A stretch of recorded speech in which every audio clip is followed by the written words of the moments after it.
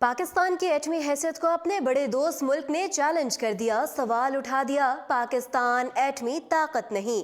बलूचिस्तान में चागी के पहाड़ आज भी उस दिन की गवाही देते हैं जब पाकिस्तान ने 28 मई को वहां 5 धमाके करके पूरी दुनिया में वाहिद इस्लामी मुल्क के एटमी पावर बनने का ऐलान कर दिया था। उस दिन से हर साल यौम तकबीर मनाते वक्त पूरी पाकिस्तानी कौम अल्लाह रब्बुल इज़्ज़त की शुक्रगुजार होती है कि उसको 7वीं एटमी ताकत होने का एजाज़ हासिल हो चुका।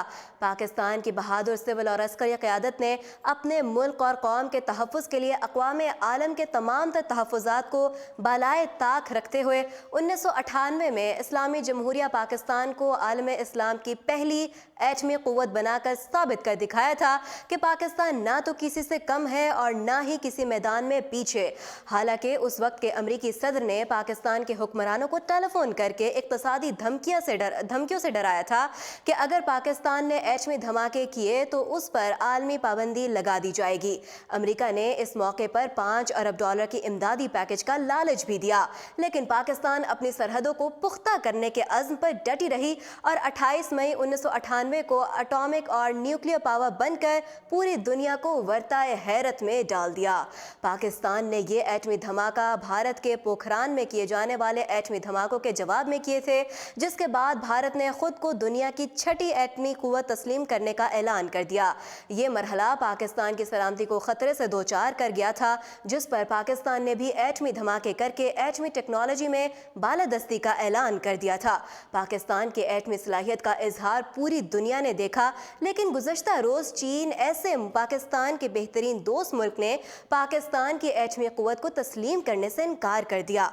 चीनी वज़ारत ख़ारजा के तर्जुमान ने पाकिस्तान के एटमी और न्यूक्लियर पावर होने पर ऐसा बयान दे दिया जिसे सुनकर पूरी पाकिस्तानी कौम हैरानी के समुंदर में डूब गई। तर्जुमान चीनी दफ्तर ख़ारजा का कहना है कि पाकिस्तान और भारत दोनों मुमालिक न्यूक्लियर सप्लायर्स ग्रुप का हिस्सा न होने के बायस कानूनी तौर पर जौहरी मुल्क करार नहीं दिए जा सकते। हफ्ते के रोज़ चीन के दारुल हुकूमत बीजिंग में चीन के वज़ारत ख़ारजा के तर्जुमान की जानिब से की जाने वाली प्रेस कॉन्फ्रेंस में उस वक्त दिलचस्प सूरत हाल पैदा हो गई जब एक सहाफ़ी के जानिब से सवाल किया गया कि चीन शुमाली कोरिया को बतौर जौहरी क़ुव्वत के हामिल मुल्क के तौर पर कबूल करेगा या नहीं। इस सवाल के जवाब पर चीनी वज़ारत ख़ारजा के तर्जुमान ने कहा, चीन ऐसा कोई इरादा नहीं रखता। एन उसी वक्त एक सहाफ़ी की जानिब से पाकिस्तान और भारत के दरमियान एटमी जंग के खदशे से मुताल्लिक भी सवाल किया गया।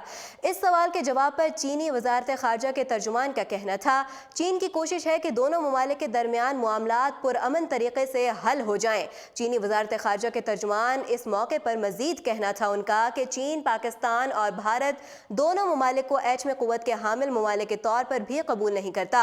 दोनों ममालिक के पास कानूनी तौर पर जौहरी क़ुव्वत वाले ममालिक कहलाने का इख्तियार नहीं। दोनों ममालिक न्यूक्लियर सप्लायर्स ग्रुप का हिस्सा नहीं, इसीलिए इन दोनों ममालिक के कानूनी तौर पर जौहरी क़ुव्वत वाले ममालिक होने या न होने की हैसियत पर चीन का मौक़िफ़ वाज़ेह है। मज़ीद अपडेट्स जानने के लिए देखते रहिए उर्दू पॉइंट।